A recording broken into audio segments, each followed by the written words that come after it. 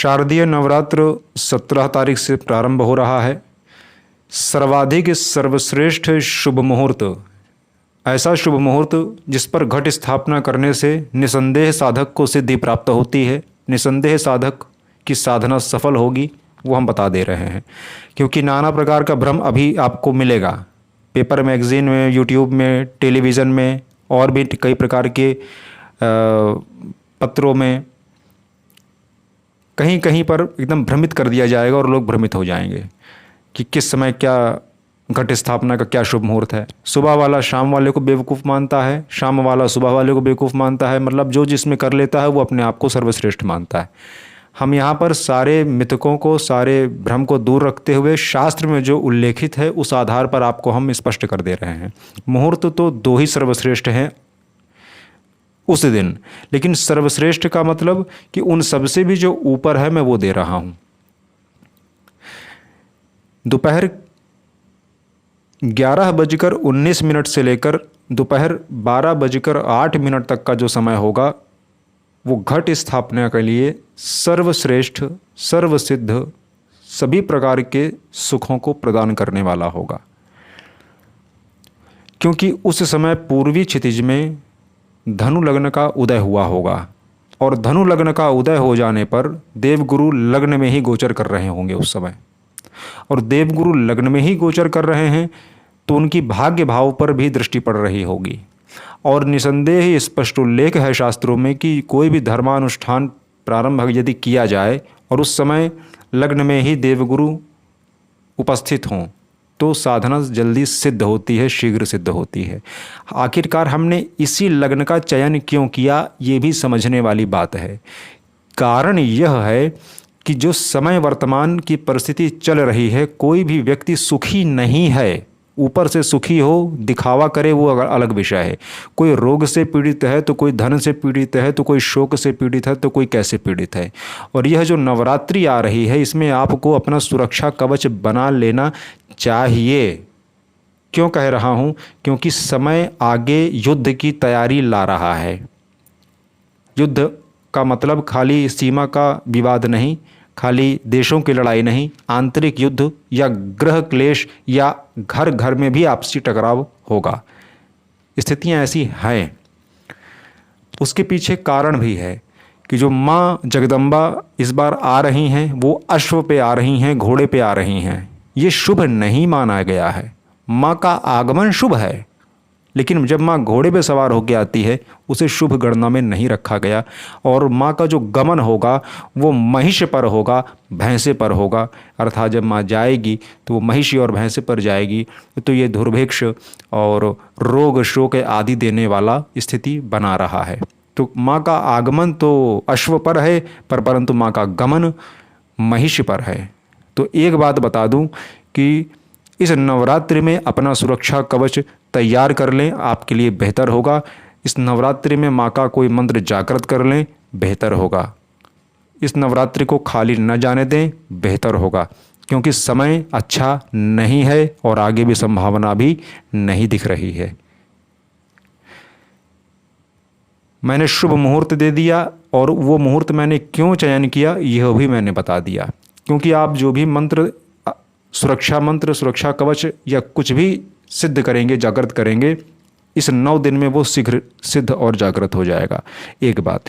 दूसरी बात कि नवरात्रियों में जो लोग मंत्र जापक अपना जाप करते हैं, जो लोग अपना यंत्र तंत्र सिद्ध करते हैं, जो लोग अपना पाठ आदि करते हैं, उनको चाहिए कि जो लोग व्रत रहेंगे 9 दिन तक उनका तो ठीक है, उनका तो अच्छा है।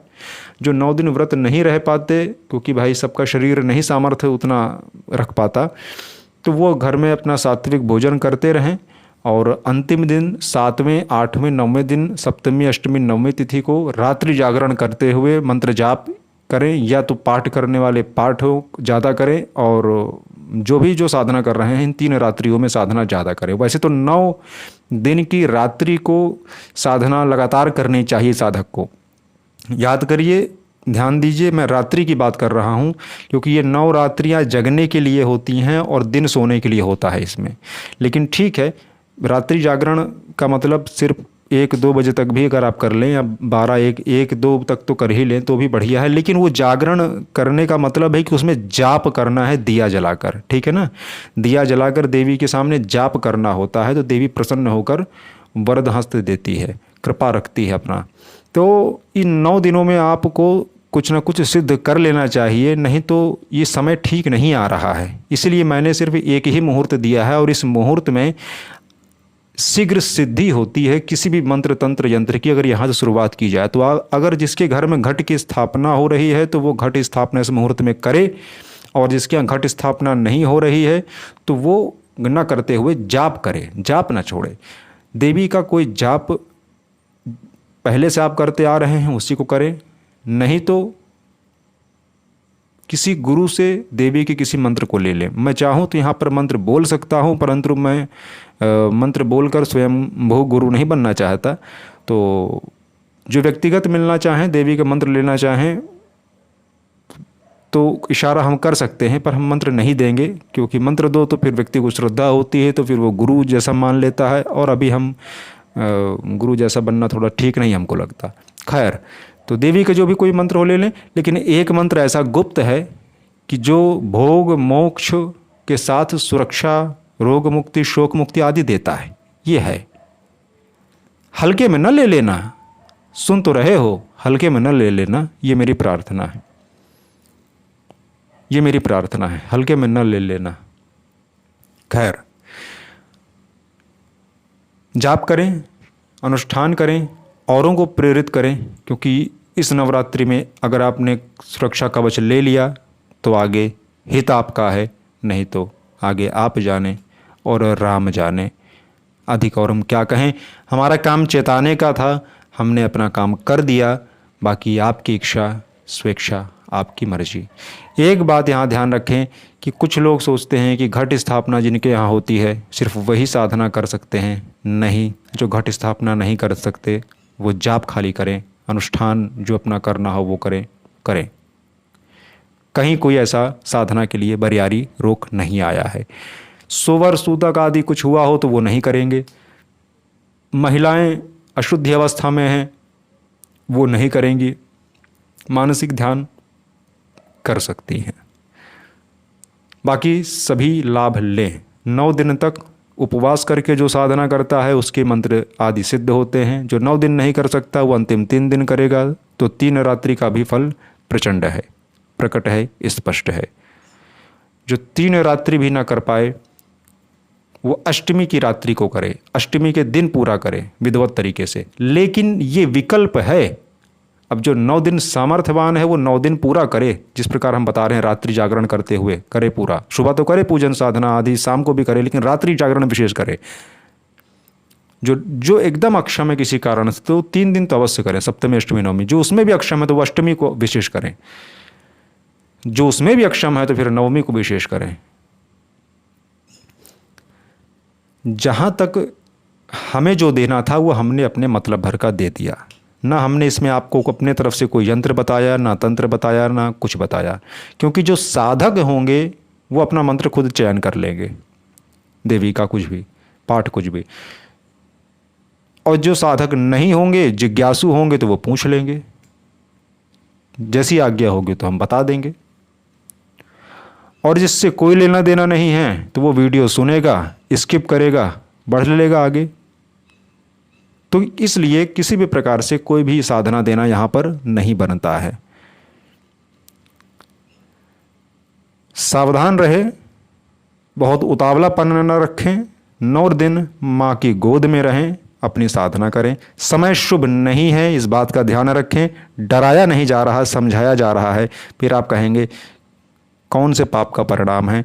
देखो, हर बार पाप का परिणाम ही नहीं आता है। मैंने पहले ही कहा कि देश काल परिस्थिति भी आपको प्रभावित करती है। देश काल परिस्थिति के अंतर्गत आप आएंगे।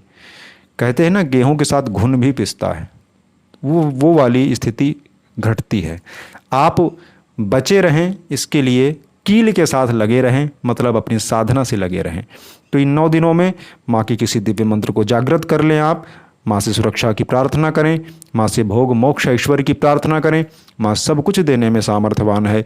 माँ के किसी भी स्वरूप की आप आराधना कर सकते हैं। विशेषतः माँ दुर्गा की ही आराधना करें तो बेहतर है। रात्रि जागरण करें, रात्रि जागरण करें, रात्रि जागरण करें, औरों को भी प्रेरित करें। रात्रि जागरण का अर्थ शराब पीकर ड्रम पीटकर गाना नहीं, गाने वाला मामला नहीं मैं कह रहा। बहुत क्षमा के साथ मैं इस बात को यहाँ बोल रहा हूँ कि जो लोग रात्रि में ड्रम पीट पीट लोगों की नींद खराब करते हैं, उनकी बात यहाँ नहीं हो रही है। बात रात्रि जागरण की वो हो रही है कि जो दिया जलाकर जाप करते हैं, दिया जलाकर पाठ करते हैं, जो शांत बैठते हैं। ज़्यादातर अगर साधना में सिद्ध होना है आपको, इस नवरात्रि में 9 दिनों में सिद्धि प्राप्त करनी है, तो ज़्यादातर साधकों को चाहिए कि वो एकांत किसी जंगल में, कोई जैसा जंगल जैसा कोई स्थान हो या कोई ऐसी कोई जगह हो, वहाँ जाकर एकांत में मौन हो जाएं और मौन होकर एकांत में रहें। बस जो घर में है वो 9 दिन तक मौन होकर घर में रहें। मौन नहीं हो सकते तो एकांत घर में कमरे में कहीं रहें और जाप करें। फिर देखो 9 दिन के बाद क्या होता है। ज़्यादा नहीं इसमें कहते हैं, एक बात बस कह रहे हैं, वीडियो शेयर कर देना। जो मुहूर्त बताया हूँ उसी मुहूर्त में घट की स्थापना करना। शेष मुहूर्तों में मत भटकना। बस जितना कह रहा हूँ उतना करते जाओ। वीडियो को शेयर करना, शेयर करना, शेयर करना बहुत काम आने वाला है लोगों के। प्रार्थना पुनः कर रहा हूँ। हर हर महादेव, जय सिया राम। और मेरी इस प्रार्थना के पीछे जिस भी व्यक्ति को निजी स्वार्थ मेरा लगे तो दोबारा से वो मेरे वीडियो को भूल के भी ना देखे। क्योंकि जिस भी व्यक्ति को ये स्वार्थ यहाँ लगा कि कोई निजी स्वार्थ है, शेयर करने पर इतना जोर दे रहे हैं, तो निसंदेह आप मेरे वीडियो से कुछ नहीं पा सकते। और आपको हमारे वीडियो को, हमारी आवाज़ को भी सुनने का अधिकार नहीं है। मत सुनिएगा अगली बार से वीडियो, और मत सुनिएगा अगली बार से हमारी आवाज़ किसी भी प्रकार की। आप हट जाए हमारे चैनल से बिल्कुल दूर, ठीक है, जिसे निजी स्वार्थ लग रहा है। शेयर कर दीजिएगा। हर हर महादेव, जय सिया राम।